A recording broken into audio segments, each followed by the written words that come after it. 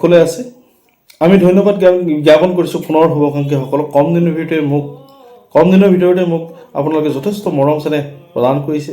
কম সময়ৰ ভিতৰত মই যথেষ্ট ভিউৱাৰ্ছ, যথেষ্ট ছাবস্ক্ৰাইবাৰ্ছ মই লাভ কৰিছোঁ। আপোনালোকে কমেণ্ট দিছে। অৱশ্যে মই সময়ৰ অভাৱৰ কাৰণে প্ৰত্যেকৰে কমেণ্টবিলাকৰ উত্তৰ মই দিব পৰা নাই, ক্ষমা কৰিব।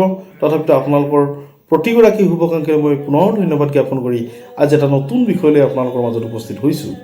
অৰ্থাৎ আমি আজি আলোচনা কৰিম বিশেষকৈ মাৰ্চ মাহত 12টা ৰাশিৰ ৰাশিফল সম্পৰ্কে।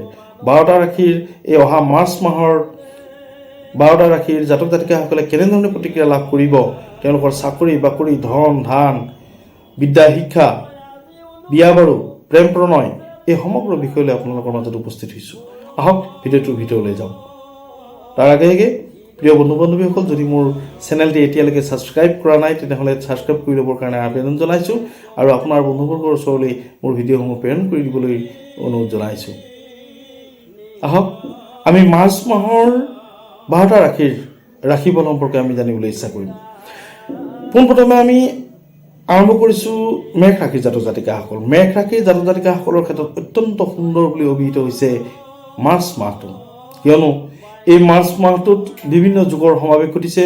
মেঘ ৰাশিৰ দ্বিতীয় স্থানত বৃহস্পতি, তৃতীয় স্থানত মংগল গ্ৰহ, পঞ্চম স্থানত কেতু গ্ৰহ আৰু একাদশত শনি আৰু চন্দ্ৰ ৰবি আৰু দ্বাদশত শুক্ৰ, ৰাহু আৰু বুধ। একেলগে এই তিনিটা গ্ৰহই মীন ৰাশিত অৱস্থান গ্ৰহণ কৰিছে।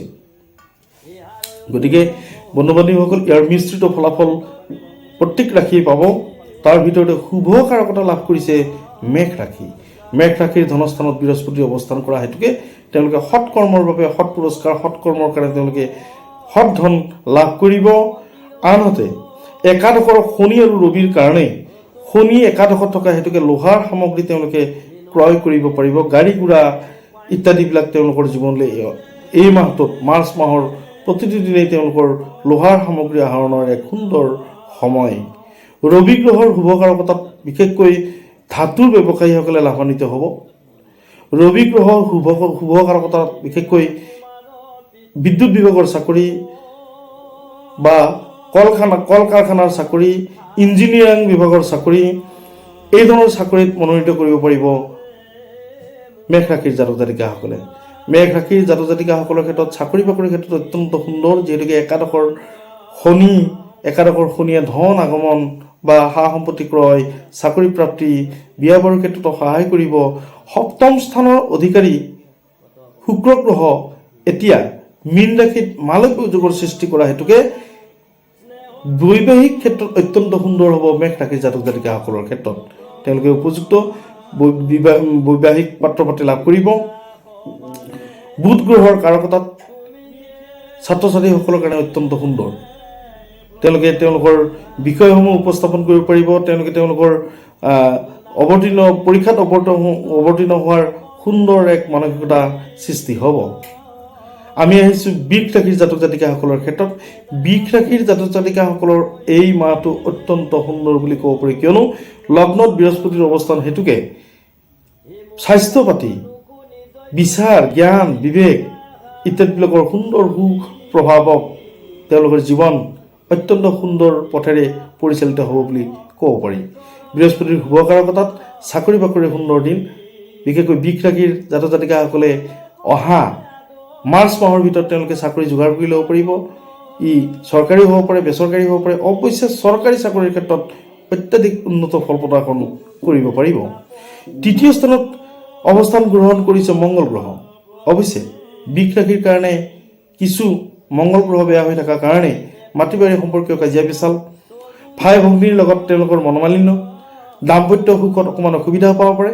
আৰু পঞ্চম স্থানত কেতু গ্ৰহৰ অৱস্থান হেতুকে আহিবলগীয়া ধন, হ'বলগীয়া কাম কেতু গ্ৰহৰ কাৰণে বিশেষকৈ বাধাপ্ৰাপ্ত হ'ব বৃষ ৰাশিৰ জাতক জাতিকাসকল। দশম স্থানত শনি ৰবি পিতা পুত্ৰ সংঘাত হোৱা হেতুকে কৰ্মস্থানত অসুবিধা পাব। অৰ্থাৎ হায়াৰ অফিচাৰ বা বিশেষ ব্যক্তিৰ পৰা তেওঁলোকে কৰ্মস্থানত অসুবিধা পাই থাকিব।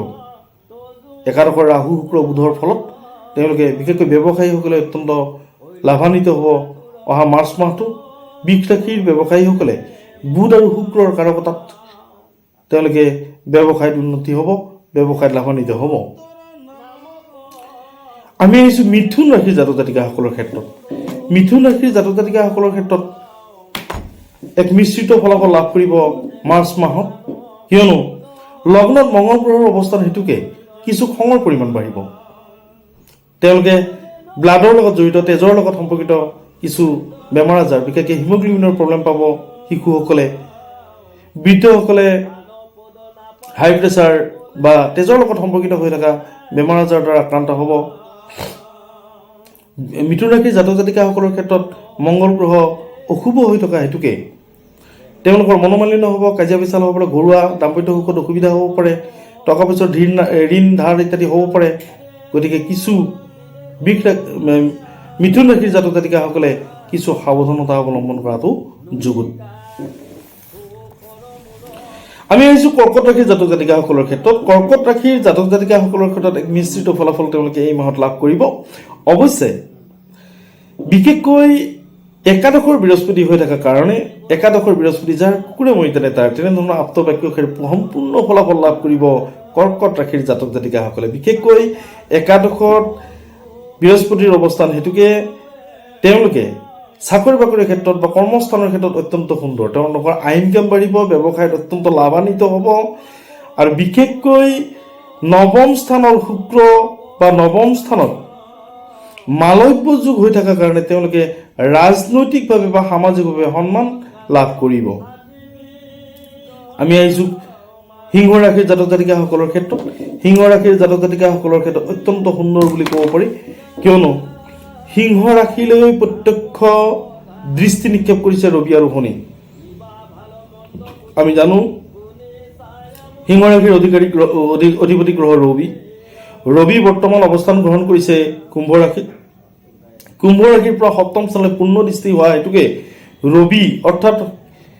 ৰবি অতি সুন্দৰভাৱে সুন্দৰ শুভকাৰকতা দেখা যায় সিংহ ৰাশিৰ কাৰণে। সিংহ ৰাশিৰ জাতক জাতিকাসকলে বিশেষকৈ ৰাজনৈতিক ক্ষেত্ৰখনত যিসকলে অৱস্থান গ্ৰহণ কৰিছে তেওঁলোকে সন্মানিত হ'ব, তেওঁলোকে উচ্চপদস্থ দায়িত্ব পাব, উচ্চ পদবী পাব। আৰু সামাজিকভাৱে যিসকল সামাজিক ব্যক্তি বা সাংস্কৃতিক ব্যক্তি, শিল্পী, এইসকলে সুসন্মানিত হ'ব। তেওঁলোকৰ আয় ইনকাম বাঢ়িব। সপ্তম স্থানলৈকে ৰবি আৰু শনিৰ দৃষ্টি হেতুকে সা সম্পদ ঘৰলৈ আহিব, বিশেষকৈ গাড়ী ঘোঁৰা, সা সন্মান ইত্যাদি লাভ কৰিব। ছাত্ৰ ছাত্ৰীসকলৰ ক্ষেত্ৰত অত্যন্ত সুন্দৰ, যিহেতুকে বৃহস্পতি দশম স্থানত অৱস্থান গ্ৰহণ কৰি সিংহ ৰাশিলৈ প্ৰত্যক্ষ দৃষ্টি নিক্ষেপ কৰিছে। সেয়েহে বৃহস্পতিৰ শুভকাৰকতাত ছাত্ৰ ছাত্ৰীসকলে অত্যন্ত সুন্দৰ মানসিকতাৰে পৰীক্ষাত অৱতীৰ্ণ হ'ব পাৰিব বা ফল প্ৰদৰ্শন কৰিব পাৰিব। আমি আহিছোঁ কন্যা ৰাশিৰ জাতক জাতিকাসকলৰ ক্ষেত্ৰত। কন্যা ৰাশিৰ জাতক জাতিকাসকলৰ ক্ষেত্ৰত এক মিশ্ৰিত ফলাফল তেওঁলোকে লাভ কৰিব। লগ্নত কেতু গ্ৰহই অৱস্থান গ্ৰহণ কৰা হেতুকে তেওঁলোকে বিশেষকৈ স্কিনৰ প্ৰব্লেম, ছালৰ ৰোগত ভুগিব। তেওঁলোকে বিশেষকৈ পেটৰ ৰোগত ভুগিব পাৰে, ছালৰ ৰোগত ভুগিব পাৰে। আৰু বিশেষকৈ কেতুৱে হেতু হেৰাই বুলি কোৱা হয়।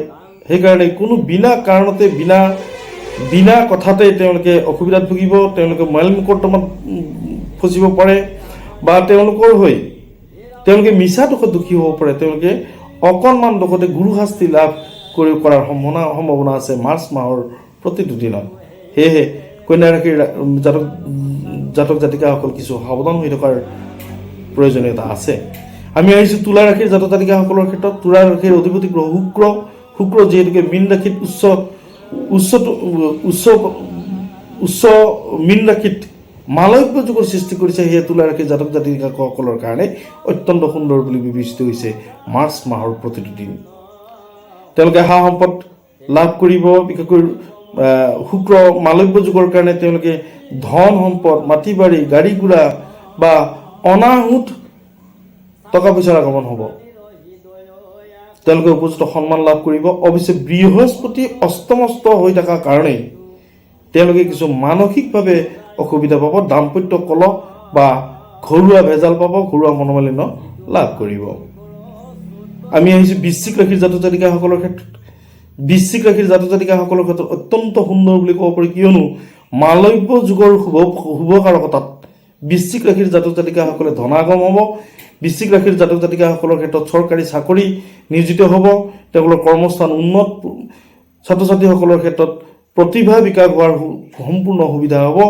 অৰ্থাৎ সপ্তম স্থানৰ পৰা বৃহস্পতিৰ পূৰ্ণ দৃষ্টি লাভ হেতুকে সাহিত্য কলা সংস্কৃতিৰ ছাত্ৰ ছাত্ৰীসকলে সুনাম কঢ়িয়াব আৰু বৈবাহিক জীৱনলৈ অগ্ৰসৰ হ'বৰ কাৰণে যিসকল জাতক জাতিকাই পৰিকল্পনা কৰিছে সেই পৰিকল্পনা তেওঁলোকৰ সুচাৰুৰূপে সম্পাদন হ'ব। উপযুক্ত স্ত্ৰী লাভ হ'ব, উপযুক্ত পতি লাভ হ'ব। বৃশ্চিক ৰাশিৰ ব্যৱসায়ীসকলৰ ক্ষেত্ৰত অত্যন্ত সুন্দৰ।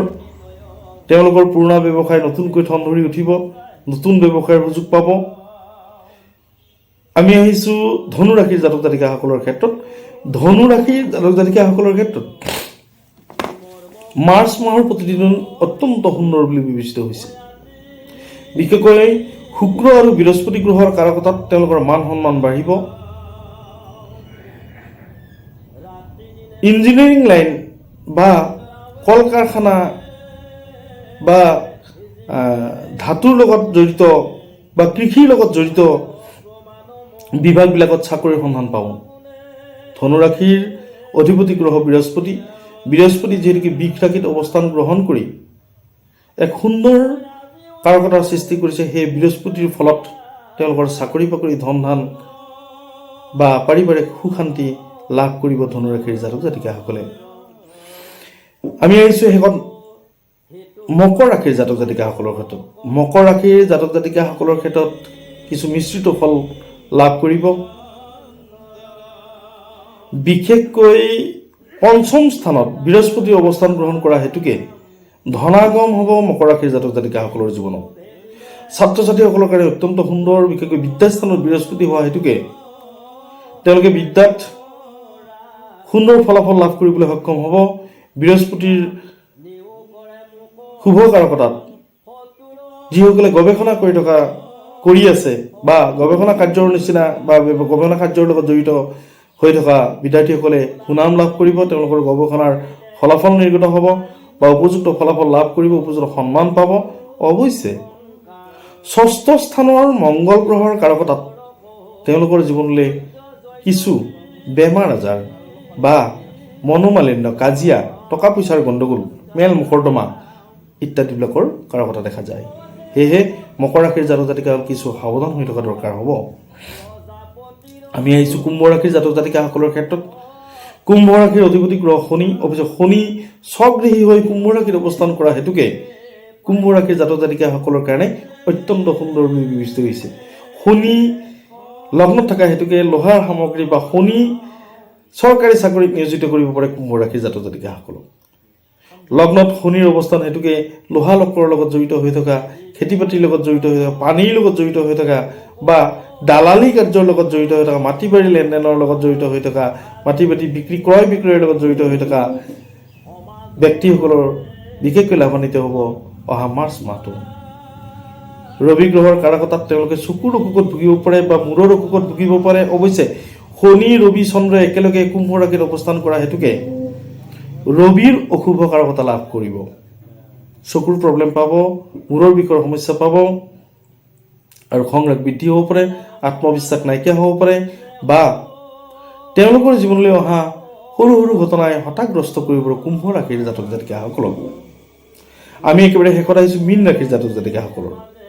মীন ৰাশিৰ বৰ্তমান মালব্য যুগৰ সৃষ্টি কৰিছে শুক্ৰ। অৱশ্যে সেই মীন ৰাশিত ৰাহু আৰু বুধৰ অৱস্থানে কিছু মিশ্ৰিত ফলাফল প্ৰদান কৰিব মীন ৰাশিসকলক। অৰ্থাৎ মালব্য যুগৰ সৃষ্টি হোৱা মীন ৰাশিৰ জাতক জাতিকাসকলৰ ক্ষেত্ৰত অত্যন্ত সুন্দৰ। তেওঁলোকে পুৰণা বেমাৰৰ উপশম ঘটিব, তেওঁলোকে লাভান্বিত হ'ব, তেওঁলোকৰ ব্যৱসায় বাণিজ্য অত্যন্ত উচ্চ তুংগত থাকিব, তেওঁলোকে টকা পইচা বা বন্ধু লাভ কৰিব, বন্ধুৰ পৰা সহায় লাভ কৰিব, তেওঁলোকে চৰকাৰী অনুদান পাব, তেওঁলোকে চৰকাৰী চাকৰি সুবিধা পাব। অৱশ্যে ৰাহু লগ্নত থকা হেতুকে পেটৰ সমস্যা, ইনডাইজেছ প্ৰব্লেম বা হজমী শক্তিৰ ক্ষেত্ৰত অসুবিধা পাব। এই ধৰণৰ বিষয়বিলাক লাভ কৰিব। যা নহওক বন্ধু বান্ধৱীসকল, মাৰ্চ মাহৰ 12টা ৰাশিৰ ৰাশিফল এনেধৰণে আছিল। প্ৰত্যেকেই সুন্দৰ হৈ থাকক, প্ৰত্যেকেই প্ৰতিদিনেই আপোনালোকৰ মন, স্বাস্থ্য, ধন ধান, ভ্ৰমণ ইত্যাদি সুন্দৰ হৈ থাকক। ভগৱানে সকলোৰে মংগল কৰক।